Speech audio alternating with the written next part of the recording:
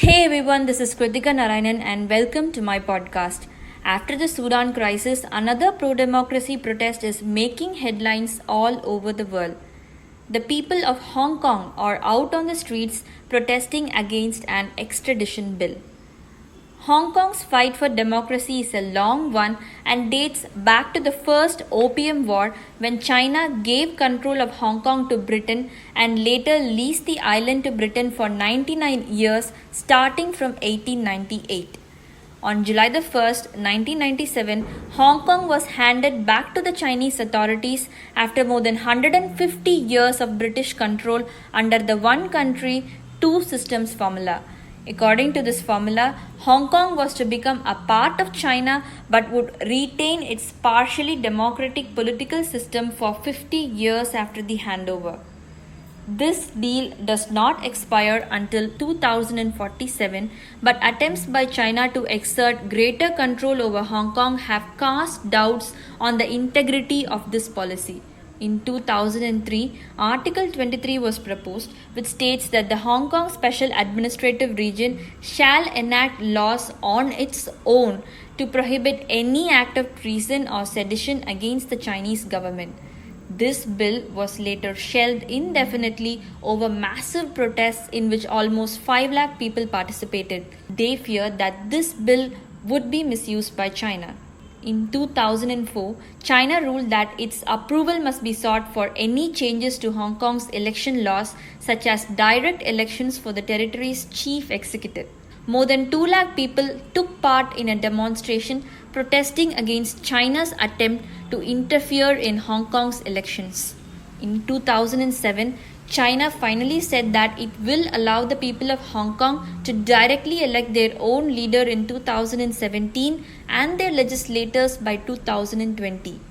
But in 2014, an unofficial referendum vote took place in which more than 90% of the people voted in favor of giving the public a say in shortlisting candidates for future elections for the territory's chief executive. China condemned this vote as illegal, and the Chinese government ruled out a fully democratic election for Hong Kong in 2017, saying that only candidates approved by China will be allowed to run for the elections.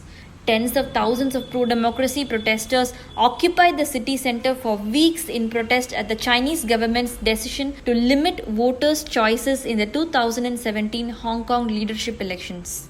Chinese President Xi Jinping visited Hong Kong in 2017 to swear in Chief Executive Carrie Lam and used his visit to warn against any attempt to undermine China's influence over the Special Administrative Region. And now, in 2019, the people of Hong Kong are again out on the streets protesting against the extradition bill. Protesters worry that if the bill passes, anyone who is against China could be targeted and potentially sent to the mainland. After mass protests in which more than 2 million people participated, the bill was suspended. This protest was the largest in Hong Kong's history. But protesters are still on the streets even after the bill was suspended because they fear that as long as the bill is just suspended and not cancelled, the process could resume, and if the bill were put to a vote, it would certainly pass. Hong Kong's pro-democracy protesters have also captured the attention of the international community through their exemplary acts during the protests.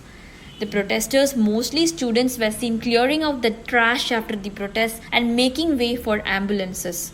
They were also seen putting out fires and protecting journalists from tear gas attacks by the police. Journalists also supported the protesters by wearing helmets and masks for an indoor press conference to condemn brutal attacks by the police on the protesters.